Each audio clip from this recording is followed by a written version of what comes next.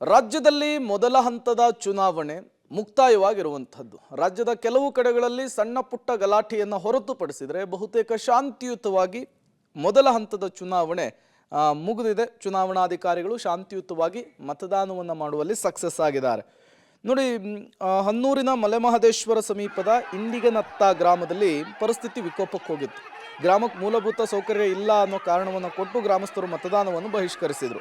ಚುನಾವಣಾಧಿಕಾರಿಗಳು ಮತದಾನ ಮಾಡ್ರಪ್ಪ ಅಂಥೇಳಿ ಓಲೈಸ್ಲಿಕ್ಕೆ ಹೋದಾಗ ಅಲ್ಲಿನ ಜನ ಸಿಟ್ಟಿಗೆದು ಬಿಟ್ಟಿದ್ರು. ಮತಗಟ್ಟೆಗೆ ನುಗ್ಗಿ EVM ಮಷೀನು, ಮೇಜು, ಕುರ್ಚಿ ಎಲ್ಲವನ್ನು ಪುಡಿ ಪುಡಿ ಮಾಡಿಬಿಟ್ರು.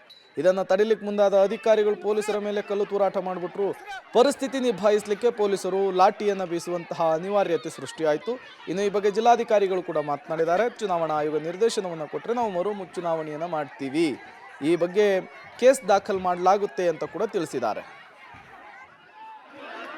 ಪೋಲಿಂಗ್ ಸ್ಟೇಷನ್ನಲ್ಲಿ ಗೌರ್ಮೆಂಟ್ ಲೋವರ್ ಪ್ರೈಮರಿ ಸ್ಕೂಲ್ ಅಂತ 146 ಪೋಲಿಂಗ್ ಸ್ಟೇಷನ್ ಸಂಖ್ಯೆ, ಅಲ್ಲಿ ಸುಮಾರು 500+ ರಿಜಿಸ್ಟರ್ಡ್ ವೋಟರ್ಸ್ ಇದ್ದಾರೆ.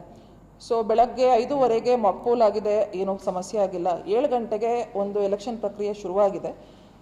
4 ಜನ ಪೋಲಿಂಗ್ ಆಫೀಸರ್ಸು ಮತ್ತು ಎಲ್ಲ ಕನ್ಸರ್ನ್ಡು ಪೊಲೀಸ್ ಪರ್ಸನಲ್ ಎಲ್ಲ ಇದ್ದಾರೆ.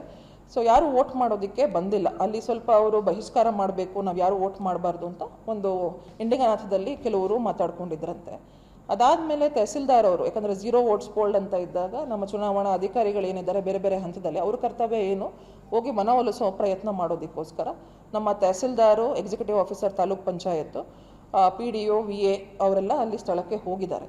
ಸ್ಥಳಕ್ಕೆ ಹೋದಾಗ ಅಲ್ಲಿ ಮೆಂದಾರೆ ಅಂತ ಪಕ್ಕದಲ್ಲೇ ನಾನೇನು ಹೇಳಿದೆ 2 kilometers ಡಿಸ್ಟೆನ್ಸಲ್ಲಿ ಇದೆ. ಅಲ್ಲಿರೋ ಒಂದು ವೋಟರ್ಸ್ ಏನಿದ್ದಾರೆ ಅವರು ವೋಟ್ ಮಾಡೋದಕ್ಕೆ ಒಪ್ಕೊಂಡಿದ್ದಾರೆ, ಅಂದರೆ ವೋಟ್ ಮಾಡ್ತೀವಿ ನಾವು ಬಂದು ಅಂತ. ಸೊ